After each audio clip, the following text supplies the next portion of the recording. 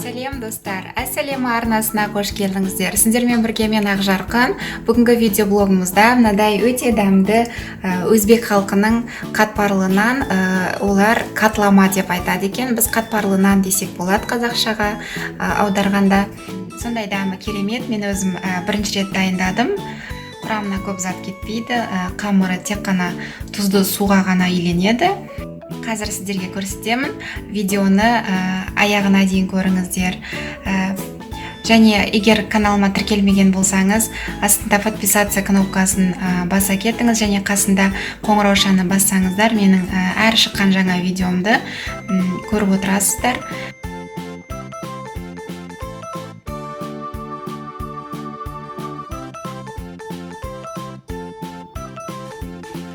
Ең алдымен қамырын илеп аламыз. Қамырына 300 мл салқын су аламыз. Және тұз қосамыз. 1-1,5 шай қасық. Жұмсақ қылып қамыр илейміз.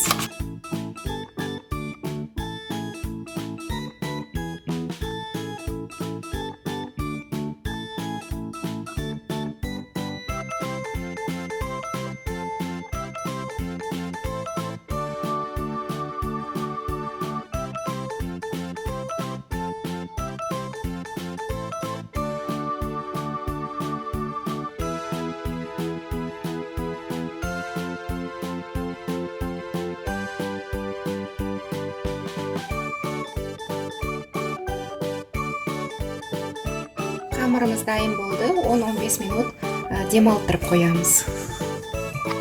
Енді біз арасына салатын салмасын қуырып аламыз.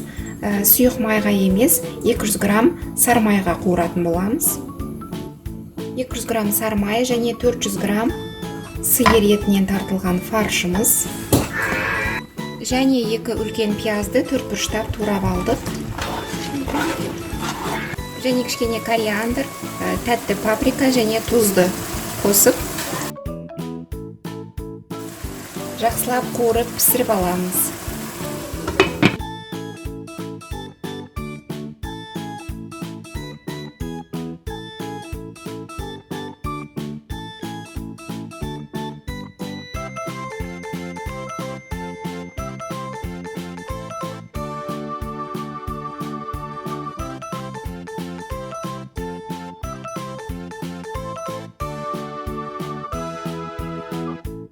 Осындай жұқа қылып жайып алдық. Бізге мынандай кішкентай кастрөлдің қақпағы керек болады. Дәл ортасына қойып аламыз. Теңдей 4 жағын осылай кесіп аласыздар.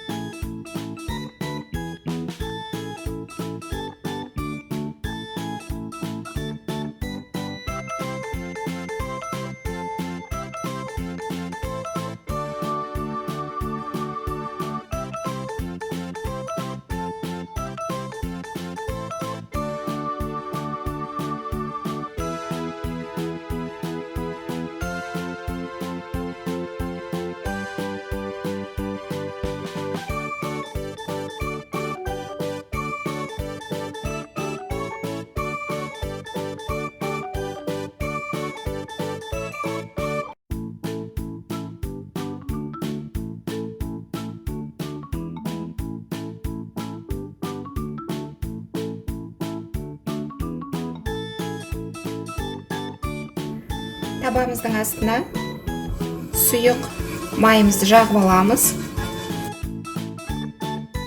Қақпағын жауып қоямыз. Баяу отта асты сарғайғанша екі жағына аударып отырып пісіреміз. Асты пістау деген кезде екінші жағына аударамыз.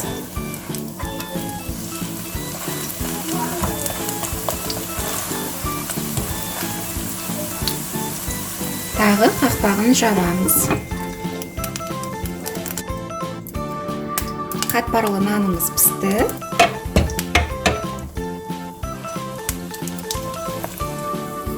Екі жағы да бірдей пісті. Осылайша қалған 3 нанымызды пісіріп аламыз.